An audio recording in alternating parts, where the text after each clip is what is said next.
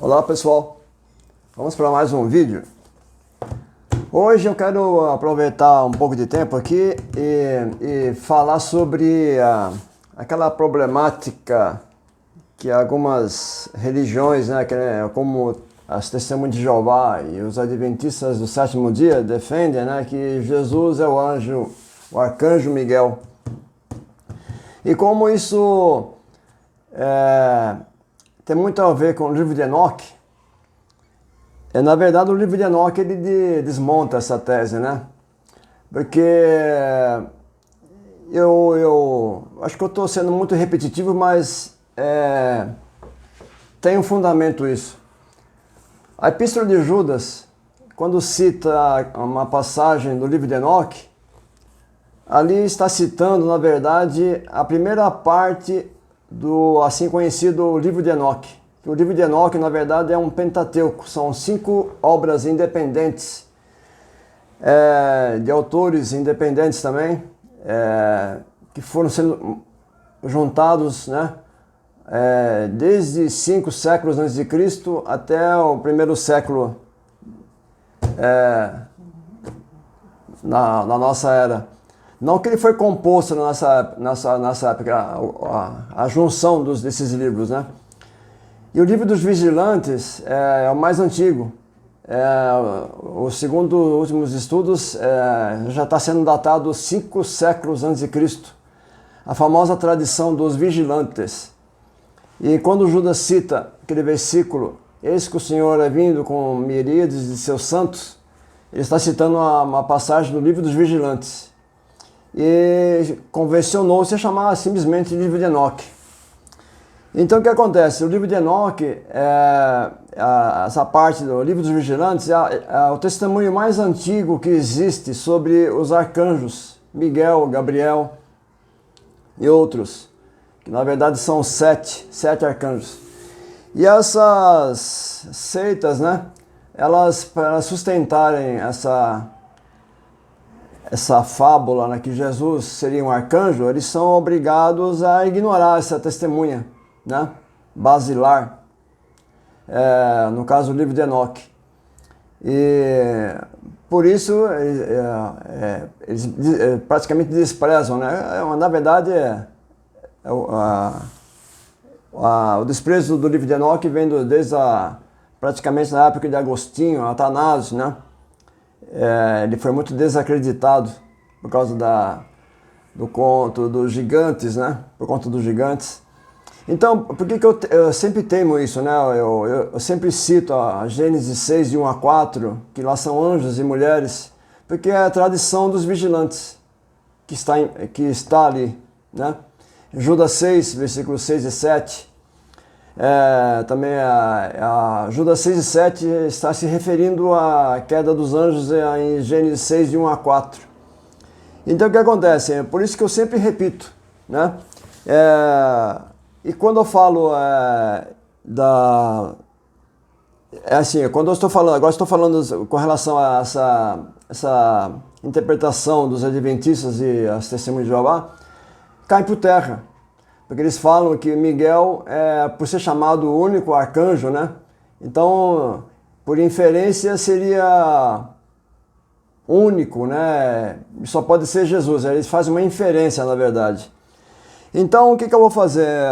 Como eu tinha muito material das Testemunhas de Jeová, eu sempre comento, né, com o pessoal, desde a década de 70, né?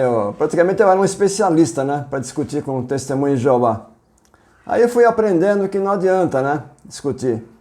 Inclusive eu acho muito engraçado, né, ultimamente existem muitos debates, né, as Testemunhas de Jeová antigamente não se expunham, né, e com o advento da internet, YouTube, eles começaram a participar de debates, apesar que alguns canais eles nunca aparecem com o nome verdadeiro, né, que parece que a denominação não permite, né?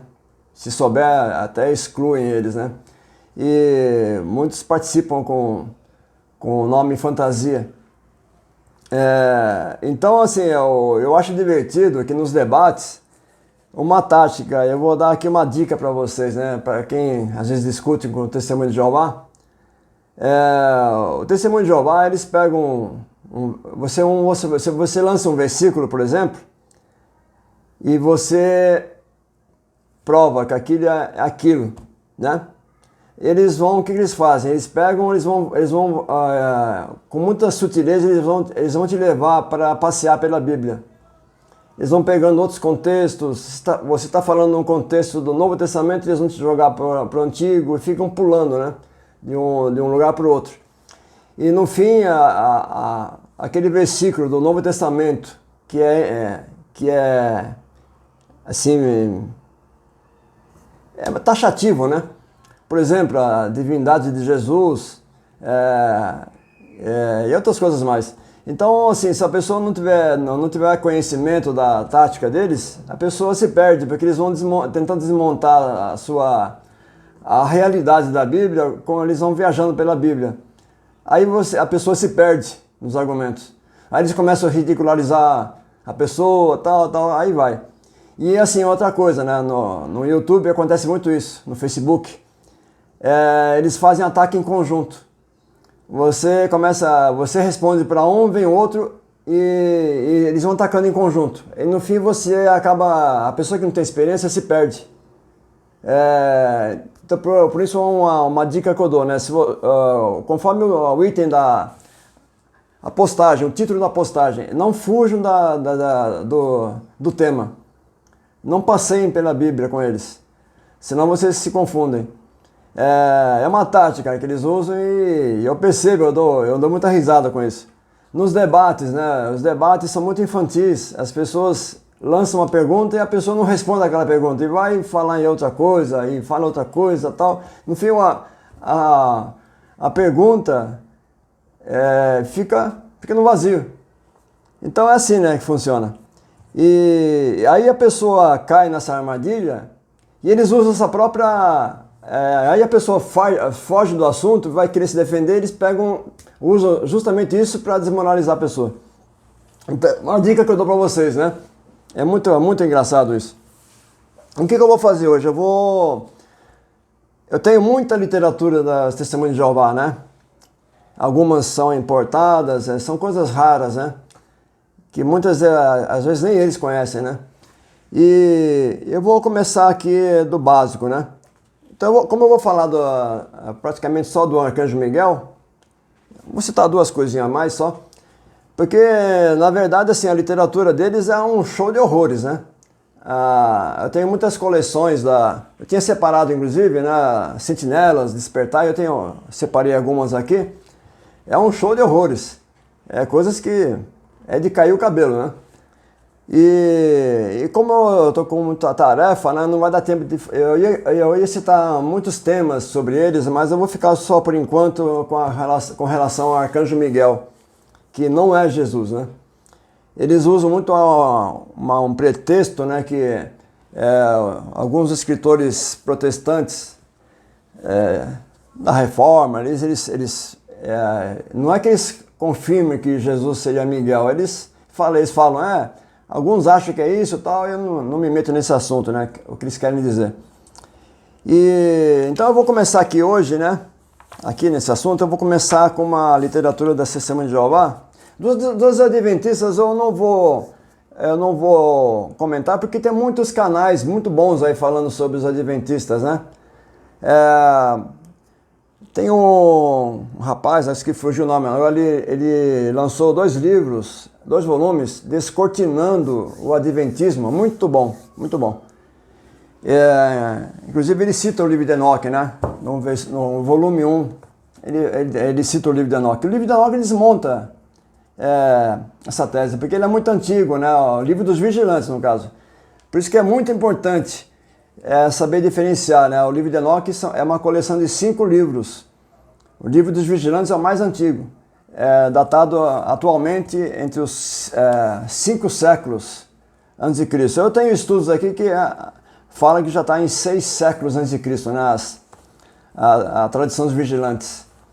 E às vezes porque eu percebo que alguém deve pensar que eu sou muito repetitivo, mas é porque a tradição dos vigilantes que está lá em Gênesis 6, de 1 a 4 e Judas 6 e 7.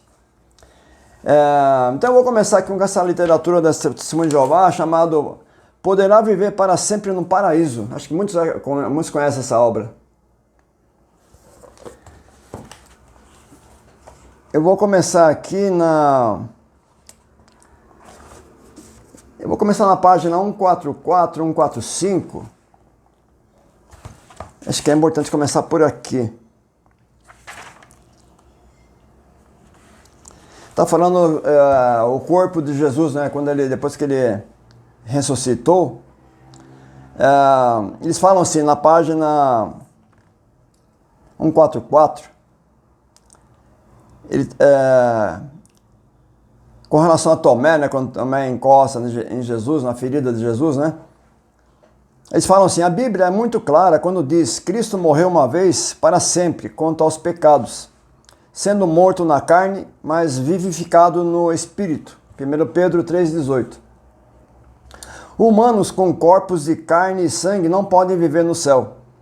Sobre a ressurreição à vida celestial, a Bíblia diz: semeia-se o corpo físico, é levantado o corpo espiritual. Carne e sangue não podem herdar o reino de Deus. 1 Coríntios 15, 44 até 50. Apenas criaturas espirituais com corpos espirituais podem viver no céu. Então, o que aconteceu ao corpo carnal de Jesus? Aqui já começa a encrenca. Não encontraram os discípulos o seu túmulo vazio? Sim, porque Deus removeu o corpo de Jesus. Porque fez Deus isso, cumpriu-se o que havia sido escrito na Bíblia, Salmo 16, 10, Atos 2, 31.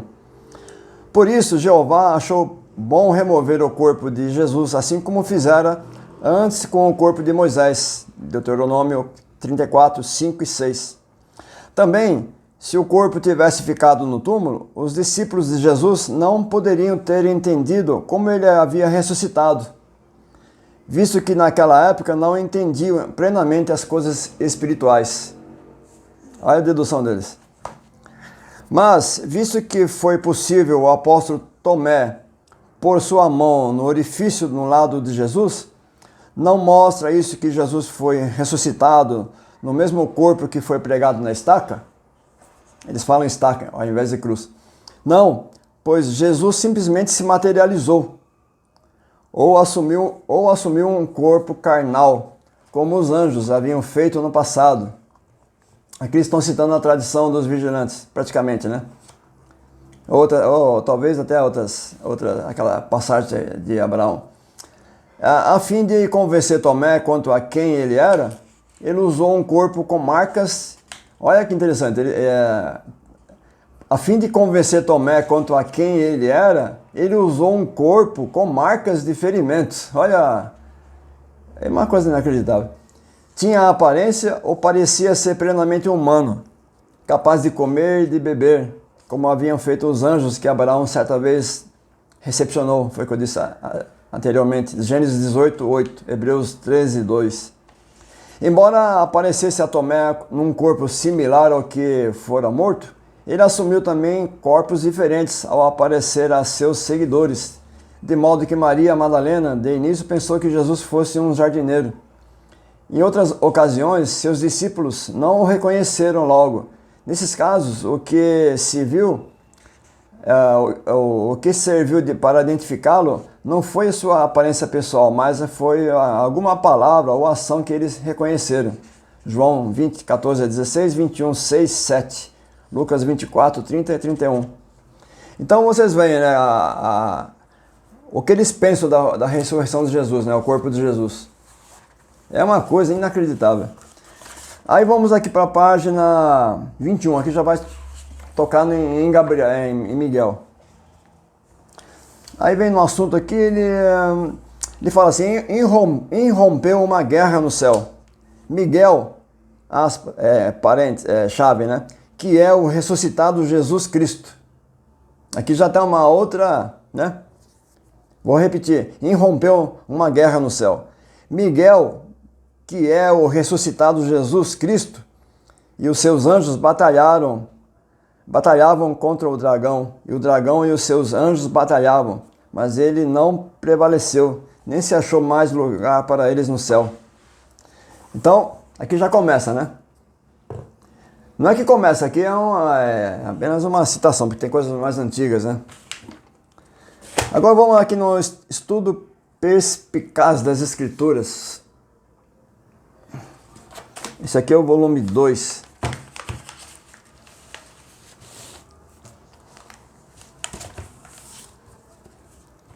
Praticamente eu vou citar, né, o que eles falam. Miguel significa quem é semelhante a Deus? O único santo anjo, além de Gabriel, mencionado por nome na Bíblia, e o único chamado de arcanjo. Vocês percebem, eles usam essa artimanha, né? Usam esse argumento, né? Que é o único chamado de arcanjo na Bíblia. Judas 9. A primeira ocorrência do nome se acha no capítulo 10 de Daniel, onde Miguel é descrito como um dos mais destacados príncipes. Ele veio ajudar um anjo de categoria inferior que sofreu oposição da parte do príncipe do domínio real da Pérsia. Miguel foi chamado de príncipe do povo de Daniel, o grande príncipe que está de pé a favor dos filhos do povo de Daniel. Daniel 10, 13, 20, 21 e 12 e 1. Isso indica ser Miguel o anjo que guiou os israelitas antes do ermo. Êxodo 23, 20, 21, 23, 32, 34 e 33, 2. Esta conclusão é apoiada pelo fato de que Miguel, o arcanjo, teve uma controvérsia com o diabo, disputava acerca do corpo de Moisés, Judas 9. A evidência bíblica indica que o nome Miguel se aplicava ao Filho de Deus, antes dele deixar o céu para se tornar Jesus Cristo, e também depois do seu retorno. Miguel é o único mencionado como o arcanjo. Por isso que isso aqui é importante, o livro de Enoque. O livro de Enoque é a primeira fonte que se conhece, vocês podem pesquisar, que trata do arcanjo Miguel, Gabriel e mais 5. Então,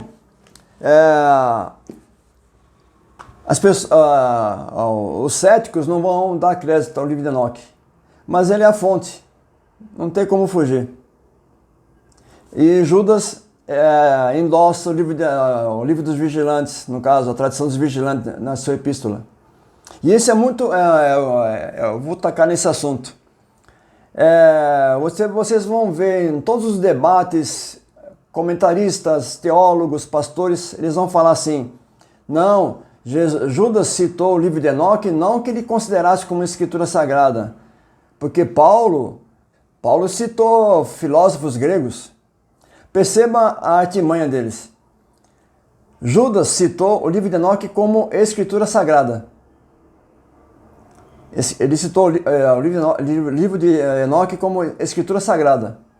E eles usam fazem um malabarismo. Como é que eles podem comparar Judas com Paulo? Quem dá essa autoridade para eles comparar Judas com Paulo? E outra coisa, o livro de Enoque era um livro religioso. E eles estão comparando Paulo citando filósofos. Nada a ver uma coisa com outra. Judas está citando um livro religioso, trazendo uma profecia da volta de Deus para julgar o mundo. E eles querem comparar com um filósofo grego. Se Paulo citando um filósofo grego, nada a ver uma coisa com outra. E, inclusive, na minha nova introdução no livro de Enoque, eu vou colocar muitos testemunhos, né, sobre isso. Os maiores teólogos do mundo, não tem a menor dúvida, Judas citou o livro de Enoque como escritura sagrada, não tinha cano fechado naquela época. O máximo que eles tinham era um cano, como que se diz? Não era um cano, era uns livros mais usados, e Judas citou o livro de Enoque. Como é que se explica, né? Esse é outro assunto que eu quero explorar muito depois. A igreja etíope mantém o livro de Enoque como escritura sagrada. E quem somos nós? Quem somos nós para dizer que não? Então é assim, né? O livro de Enoque vocês vão ver, eu já mostrei, já são 48 vídeos, eu mostrei muitas obras teológicas, todas elas mostrando isso. O livro de Enoque era muito considerado no judaísmo, no cristianismo primitivo. Então, não tem como fugir, o livro de Enoque foi citado como escritura sagrada. E ele é a primeira testemunha do arcanjo Miguel, Gabriel e outros. Então, essa afirmação que os testemunhos de Jeová e os adventistas fazem, que é chamado o único arcanjo, Miguel era o único chamado de arcanjo, é para sustentar a tese deles, né? Mas o livro de Enoque desmonta isso. Inclusive naquela enciclopédia da Ellen G. White, que eu mostrei aqui em acho que em 2 vídeos, né? Também ela mesma cita o livro de Enoque. E ela faz sai de lado, né, praticamente. Então agora eu vou citar algumas algumas coleções da Sentinela. Eu vou começar aqui com são vários volumes. Os testemunhos de Jeová, eles encadernam, né? No final do ano eles encadernavam, né? Encadernam e fazem volumes, né? Esse aqui é 1960. Essa aqui eu tenho ela em inglês. E a edição em inglês, nas páginas 569 e 574, eles fazem uma inferência do príncipe celestial, né? Do grande príncipe. Eles insinuam que só pode ser Jesus. Nos outros comentários. Esse aqui eu deixei para o primeiro só para constar. Aí de 61. Isso aqui é em português. 61 em português, no fascículo de 1º de julho de 61, página 413. Eles falam: visto que Jeová Deus é um Deus de ordem, é razoável concluir-se que as suas miríades de anjos celestiais estejam organizadas, assim como foi a nação de Israel, a qual não só estava organizada em 12 tribos, mas tinha também chefes sobre milhares, sobre centenas, sobre 50 e sobre dezenas. Deuteronômio 1,15. O principal de todos os anjos é Jesus Cristo, o Verbo, o único arcanjo, Miguel, Daniel 12:1, João 1:1, Judas 9, Apocalipse 12:7. E eles vão chutando os versículos, né? E se a pessoa não pesquisa, ela engole. Então, vocês verem, né? Vocês podem consultar isso no próprio site da Torre de Vigia. Como eu tenho a coleção, então eu gosto de mostrar, né?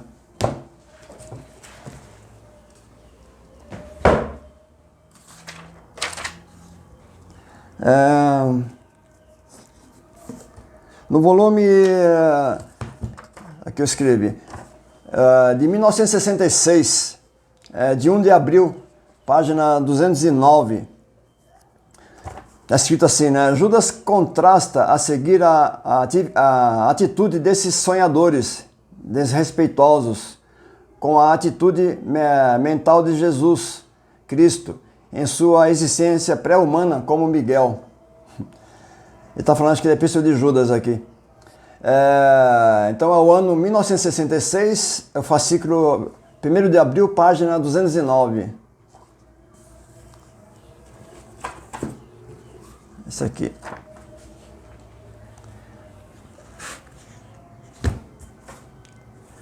Aí a Sentinela 67. 67.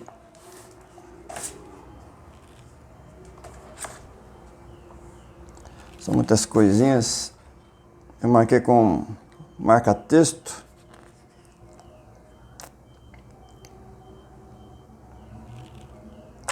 Vamos pular para o outro.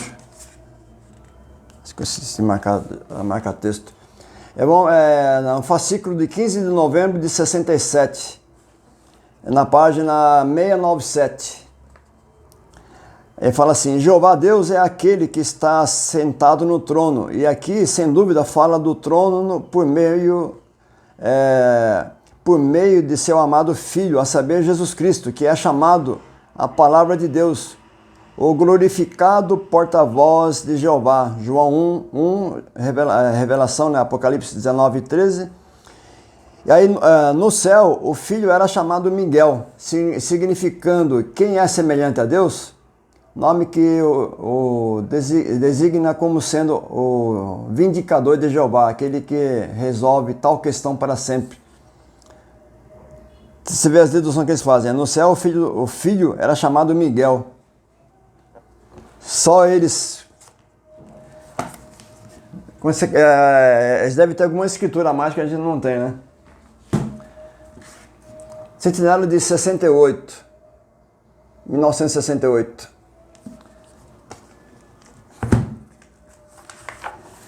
No fascículo de 1º de janeiro de 68, página 25. Desde que Satanás já viu toda a sua descendência terrestre desaparecer, o restante da profecia de Gênesis 3,15 tem de ser cumprido. Sua cabeça tem de ser pisada. Quem é que a pisará? A profecia diz que é a descendência da mulher. Na luta que ocorre pouco antes disso, a saber, o Har-Magedon, não foi outro senão o Rei dos Reis e Senhor dos Senhores, o próprio Jesus Cristo, ao comandar o exército invisível de Jeová, que destruiu a besta, a fera e o falso profeta, e entregou os corpos dos reis e comandantes militares como alimento para as aves do céu. Foi o mesmo, o arcanjo Miguel, que lançou Satanás e seus demônios para fora do céu antes disso. Por conseguinte, é razoável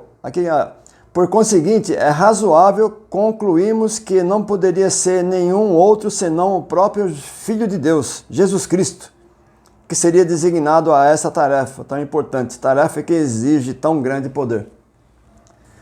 É por inferência. Acho que ficou bem claro aqui, né? A Torre de Vigia de 69. Essa aqui é em inglês. Tem em português também. Aqui é a mesma coisa, na página de 15 de maio de 69. Na página 307. Fala também que Miguel se tornou rei no céu. Que Miguel no caso, é Jesus Cristo. Vocês podem ver aqui, lado de cá.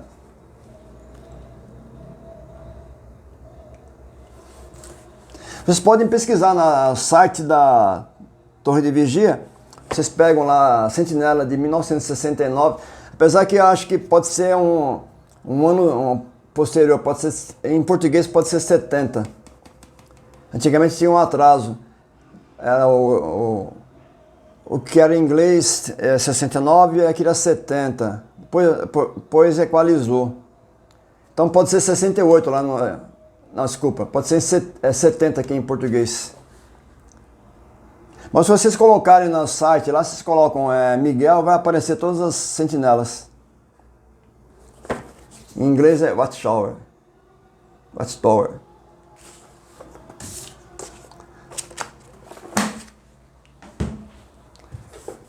Tem a de 1976. Deixando bem claro, pessoal, nessas coleções aqui da Sentinela e Despertar, tem muito assunto assim esquisito, né? Muito assunto esquisito. Que eles vão mudando, conforme eles têm um papado, né? Um papado, acho que são chamam de governantes, né? Corpo governante. Somos como se fosse papa, né?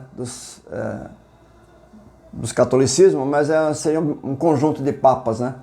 E lá eles ditam as ordens e vão para baixo, tem que obedecer. Então esse aqui é a Sentinela de 76, 1976, de 1º de agosto de 76, na página 479. 478 e 479. Pega o bonde andando aqui. Ele fala acho que é do grande conflito, né?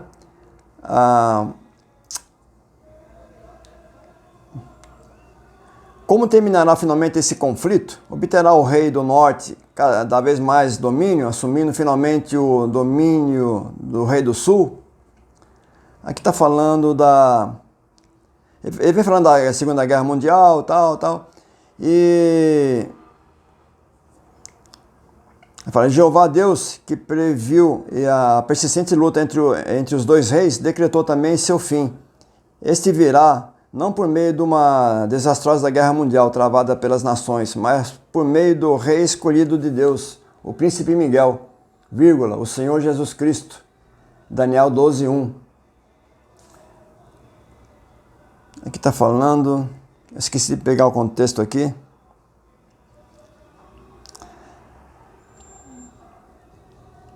Daniel, estava falando aqui da guerra da 1914, essa é uma confusão lascada.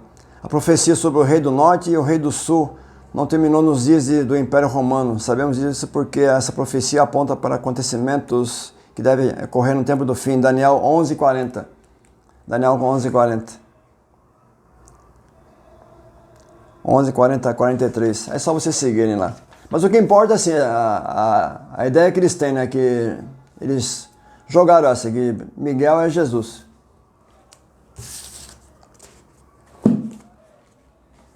A Bíblia fica em último plano, né, nesse caso.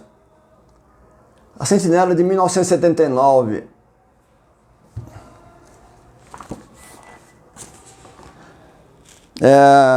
O fascículo de 1º de novembro de 79, página página 24. Ele fala assim, vou direto no assunto já. O glorificado Senhor Jesus Cristo desce também com voz de arcanjo. Esta é a sua própria voz. Ele é o arcanjo. Na sua parábola das ovelhas e dos cabritos, Jesus referiu-se a si mesmo como tendo esta qualidade arcangélica, dizendo, quando o Filho do Homem chegar na sua glória e com ele todos os anjos, então se assentará no seu trono glorioso. E diante deles serão ajuntadas todas as nações. Mateus 25, 31, 32. Na sua condição pré-humana no céu, ele tinha o nome Miguel.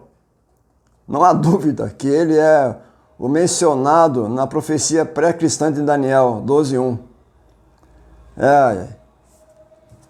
Eu dou até risada, é complicado. Complicado. Aqui é a Sentinela de 1981.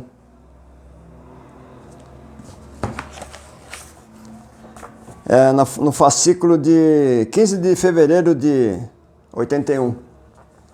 Na página 20. A versão dos 70 grega das escrituras hebraicas usa a palavra tilipsis na referência ao mesmo acontecimento em Daniel 12:1, dizendo: E naquele tempo, Miguel, o grande príncipe que tem estado sobre os filhos do teu povo, levantar-se-á e haverá um tempo de tribulação, tilipsis, uma tribulação tal como nunca tem havido desde que há nação na terra, até esse tempo. E de acordo com Revelação 12:7, Miguel corresponde ao glorificado Jesus Cristo.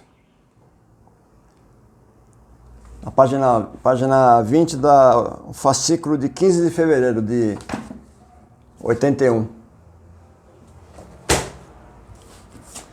Sentinela de 82.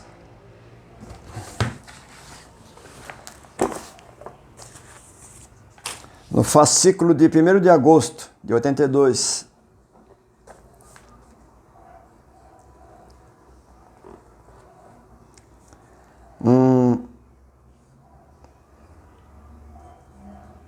De maneira similar, o aumento da luz fez com que os servos de Jeová chegassem a reconhecer que o livro de Revelação tem seu cumprimento culminante coincidindo com o começo do dia do Senhor.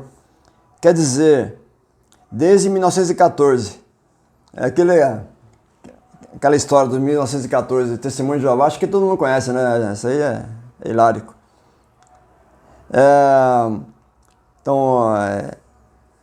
Quer dizer, desde 1914, e não durante toda a história da congregação cristã. Desde os tempos apostólicos até a época presente, conforme se pensava antigamente. Revelação 1:10. Passaram a entender que o começo do dia do Senhor fora marcado por uma guerra no céu, na qual Miguel, entre parênteses, o entronizado Jesus Cristo e seus anjos expulsaram Satanás e os anjos dele do céu. É complicado. Sentinela de 1984.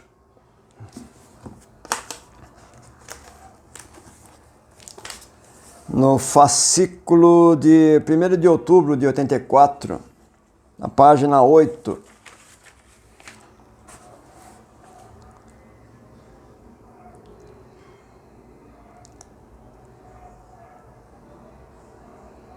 Aqui tem que pegar para não ficar sem sentido.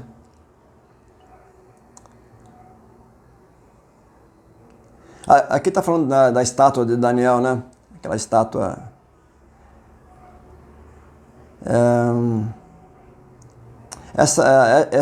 Este retrata, né? O capítulo 2 de Daniel. Este retrata uma estátua multimetálica que representa potências mundiais sucessivas que são pulverizadas. Acho que todo mundo conhece essa história, né? Por meio do que? Pelo reino de Deus, Daniel 2:44. Ou então leia o capítulo 7 de Daniel, onde sucessivos governos mundiais são representados por feras que saem do mar e finalmente são substituídos por um único governo. Qual? O reino de Deus, Daniel 7:14. Ou leia os capítulos 11 e 12 de Daniel. Nesses capítulos, o rei do norte e o rei do sul persistem em medir as forças um com o outro numa batalha pela supremacia mundial, até sua derrota às mãos do príncipe Miguel, Daniel 2:1. Quem é esse Miguel? É Jesus Cristo, governante do reino de Deus. Assim, o ano de 1914 foi marcado com toda a razão. Aquela história de 1914. Acho que todo mundo conhece, né, a história de 1914, né?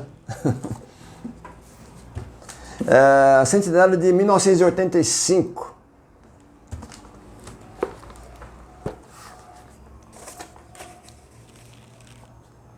No fascículo de 1º de julho de 85, página 22. Embora, está falando do rei do sul e do rei do norte, é sempre o mesmo assunto de Daniel. Embora a profecia prediga que o rei do norte entrará em muitas terras com uma inundação, isso não determinará o desfecho dos acontecimentos.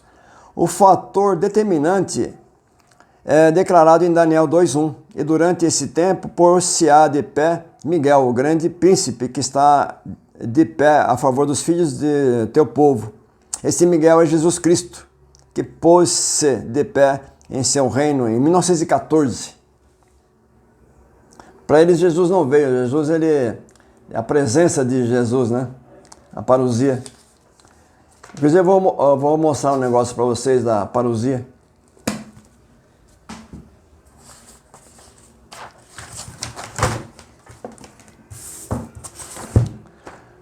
É de 86 também, da Sentinela, de 1 de novembro, página 4, também fala, e na página, e também do fascículo de 15 de outubro de 1986, na página 6. Assim, Jesus identificou a si mesmo qual Miguel, que se porá de pé para governar. Isso aqui eu nem separei aqui porque para não fazer volume, é uma citação simples. 1990 também, Sentinela de 1990, o fascículo de 1 de julho, página 26. O próprio Jeová Deus, ele fala, ele enviou o seu filho entronizado no campo de batalha sob o nome de Miguel. Eu nem separei para não fazer muito volume. É a citação simples. Centenária de 1991.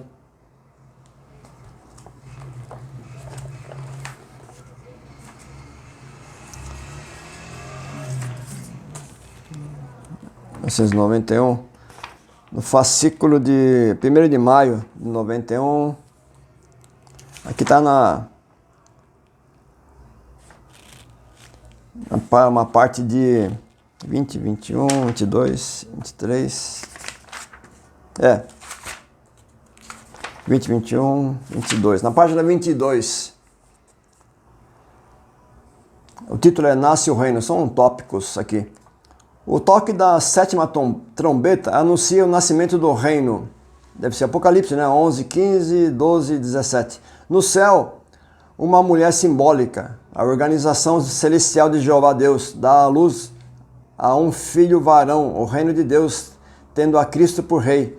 Mas o dragão Satanás tenta em vão devorá-lo, culminando a guerra no céu, após o nascimento do reino em 1914. O vitorioso Miguel, Jesus Cristo, lança para a terra o dragão e seus anjos. Aquela história também, em 1914. E aqui é a centenária de 93. Tem mais, viu, pessoal? Mas só ia ficar muita coisa. Aqui é o fascículo de 1º de maio de 93. Outro exemplo da participação angélica durante a presença de Jesus, depois da sua entronização em 1914, está registrado na Revelação, Apocalipse 12, 7 até 9. Miguel, entre chaves, Jesus Cristo e os seus anjos batalhavam com o dragão, e o dragão e os seus anjos batalhavam, mas ele não prevaleceu, tal, aquela história. Com relação à parousia, acho que foi eu não sei que ano foi no comecinho dos anos 90, eu cheguei a comprar o Liddell Scott, acho que é o maior dicionário grego que existe, né?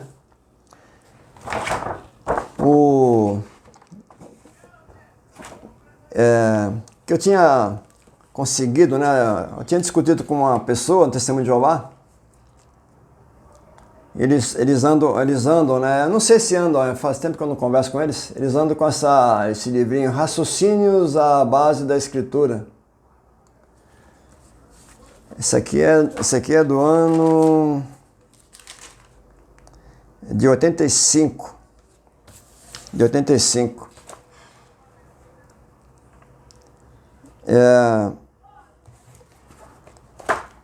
A volta de Jesus. Aqui na página 434, eles falam assim, a palavra grega parousia é usada em Mateus 24, 37. A palavra grega parousia é usada em Mateus 24, 37. Significa literalmente estar ao lado. Aí que vem o engraçado, né? O Greek English Lexicon de Liddell e Scott, de Oxford, Inglaterra, em 1968, dá como primeira definição de parousia presença de pessoas. O sentido da palavra é claramente indicado em Filipenses 2,12, onde Paulo contrasta a sua presença, parousia, com a ausência, parousia. Aí olha que interessante, eles falam assim, o Greek English Lexicon dá como primeira definição de parousia presença de pessoas. Aí eu pedi para fazer uma cópia, ampliar um pouquinho, mas ficou muito grande. É uma página para mostrar para vocês, ficou muito grande. Só que tem um porém, né? Veja a infantilidade, né? O lexicon, o Liddell Scott, ele tá a palavra por contextos. Aí ele fala, parousia, presença de pessoas, tal. Só que acontece, no item 2 é chegada, no item 4 é um termo de visita oficial, tal. Só que no item 5 aqui, acho que dá para vocês lerem, no item 5. No Novo Testamento, o advento. Ou seja, a vinda. Mateus 24, 27. Ele dá um contexto. Ele coloca 24, 27 e segue, né? E outros. Quer dizer, no Novo Testamento, parousia significa vinda. E eles colocam assim como se fosse a primeira definição que vale. Deu para entender? Então é muito para a cabeça. Esse aqui ficou gigante, esse aqui. O léxico é um calhamaço, né? Não dá para pegar. Dá um trabalho lascado. Que eu ia mostrar mais uma coisa para vocês. Mostrando o Testemunho de Jeová, né, a literatura deles, é uma coisa que é sempre bom mostrar para vocês, né? Com relação a uma passagem que acho que todo mundo conhece, claro, João 1:1. No início era a palavra estava com Deus, tal. Então aqui eles falam, o Testemunho de Jeová, né, eles são muito conhecidos por inserirem uma palavra aqui, um Deus, né? Então, vou mostrar para vocês aqui, ó. Capítulo 1 de João. Do lado direito é a tradução deles e no meio a tradução interlinear, que não tem como eles fugirem, né? Isso aqui é uma diversão, na verdade, né? E eles têm um monte de argumento, tal, discutem, tal, querem ter razão e não tem jeito. Para eles é um panteão, não adianta. Eles vêm com dois pés em cima nós trinitários, né? Eles fazem uma inferência infantil de Jesus sendo Miguel e eles não se conformam da nossa interpretação tão clara da Trindade, né? Pessoalidade clara do Pai, do Filho e do Espírito Santo. Aliás, os debates que eu vejo, né? Tem uns canais aqui que tem debates, é uma diversão. Por exemplo, né, mais uma dica, né? Eu falei no início do vídeo, né? Que o Testemunho de Jeová, num debate, eles fazem a pessoa passear pela Bíblia. Aí você pega um versículo que é fatal, mostra a pessoalidade do Espírito Santo. Aí a pessoa cai na besteira de ficar viajando com eles pela Bíblia. Tem um versículo que é claramente mostrando que Jesus é Deus. De igual poder com o Pai. Aí eles não se conformam e querem te puxar para outros versículos. Eles não entendem que se um versículo está mostrando que Jesus é Deus, tem o mesmo poder do Pai, criou todas as coisas, não tem como tirar isso dele. A Bíblia ela é, como se diz, ela é um corpo, não tem como você modificar uma célula do corpo, não tem como. Eles tiram a divindade de Jesus, coloca. Até é muito divertido na literatura deles, né? Até eu vou mostrar para vocês algumas aqui.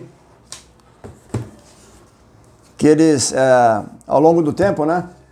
Querem, por exemplo, nesse anuário aqui deles, 1945. Depois eu vou fazer um vídeo, se eu conseguir fazer, porque eu tenho que fazer, né? Mostrar a adoração a Jesus juntamente com o Pai. Depois, no anuário de 69, já foram mudando. Aí tem mais umas literaturas deles, né? Seja Deus verdadeiro, a verdade vos tornará livres, certificar-vos de todas as coisas. Em uma está uma coisa, depois na outra está uma coisa. Essa aqui é a mais recente, né? Essa aqui é a anterior. Tá, eu tenho ela em inglês. Depois eu vou fazer um vídeo só sobre isso. Essa aqui eu tenho em inglês, né? Riquezas em português. Ajuda ao entendimento da Bíblia. Esse aqui desse ano aqui que é importante, só tem em inglês. Em português só tem um fascículo. Esse aqui acho que é de 69. Esse aqui é raro. Consegui. Esse aqui tem é de 71, esse aqui. Foi publicado nos Estados Unidos, acho que em 69. É um calhamaço também. Ajuda ao entendimento da Bíblia.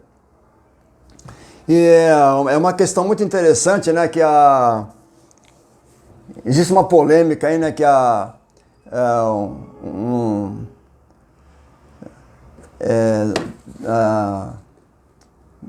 de interferência espírita, né, na tradução da Bíblia dos Testemunhos de Jeová. É uma briga lascada. Eles ficam bravos quando você fala desse assunto. Revelação, revelação, seu grandioso crime que está próximo. Isso aqui é em português.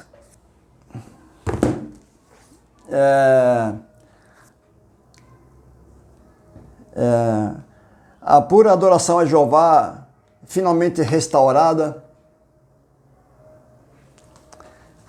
Então assim, e tem também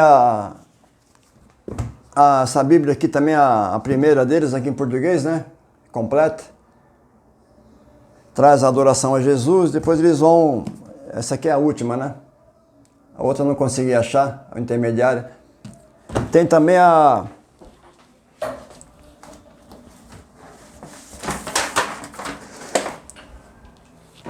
Tem também a de referências deles, né? Referência deles. Essa aqui é tipo como se fosse uma Bíblia de estudo, mas só tem mais, como chama? Com referência, só isso. Tem umas coisinhas diferentes que servem contra eles mesmos, né? Então assim, futuramente eu pretendo fazer que ajuda, né, a pessoa a defender o Evangelho, né, contra umas coisas que são absurdas, né? Eles ficam loucos da vida, né? Eu conheço desde eu já tenho 63 anos, desde a década de 70, 74, eu discutia muito com o Testemunho de Jeová. Eu convidava eles para entrar em casa, debatia, aí eles traziam um mais antigo, aí depois esse outro também trazia um mais antigo, era muito engraçado. Eu ficava com muita dó, mas é bom, né? Pelo menos agora vocês veem que hoje em dia o pessoal se aperfeiçoou muito. Eu estou vendo muitos anciãos, né? Estão pulando fora. Mas beleza, tem muitos canais aí que eu assisto. É uma coisa fantástica o que está acontecendo. Muita gente pulando fora desse barco, né? Mas tem uns aí que defendem com unhas e dentes, né? Mas não tem como, né? Infelizmente como eu falo sempre, é um show de horrores, né? A literatura deles é um show de horrores. É tanta mudança que houve ao longo do tempo que foge à compreensão isso. E eles querem, porque querem convencer que está certo. Então hoje eu peguei só 2 temas, né? Eu peguei praticamente só com relação ao livro de Enoque, né? Às vezes eu falto algumas palavras, mas assim, o livro de Enoque, ele desmonta toda essa argumentação deles, né? Tanto de Testemunho de Jeová como Adventista. Eu não toquei na literatura dos Adventistas porque tem muitos canais muito bons aí, falando com relação ao Testemunho de Jeová, aos Adventistas, né? Muito bons mesmo. E com relação ao testemunho de Jeová, que eu acho que tá meio... o pessoal não... Tem canal bom, né? Mas tem umas coisas que ficam pendentes, né? E eu gostaria de fazer, ter bastante tempo para fazer vídeos sobre vários assuntos. Que nem, por exemplo, esse aqui que eu mostrei para vocês, aqui tem muita coisa interessante, nesses livrinhos deles aqui. E o Johannes Gruber, né? Eu acho que fez uma tradução que depois ele confessou que consultava espíritos, né? Puxa, isso aí é pano para manga isso aí. Isso aí, as testemunhas já ficam bravos com esse assunto. Mas eu quero mostrar com calma toda a problemática. Mas precisa de tempo, né? Então, pessoal, ficamos por aqui por hoje. Passou um pouquinho, quase uma hora de vídeo. Até a próxima, então.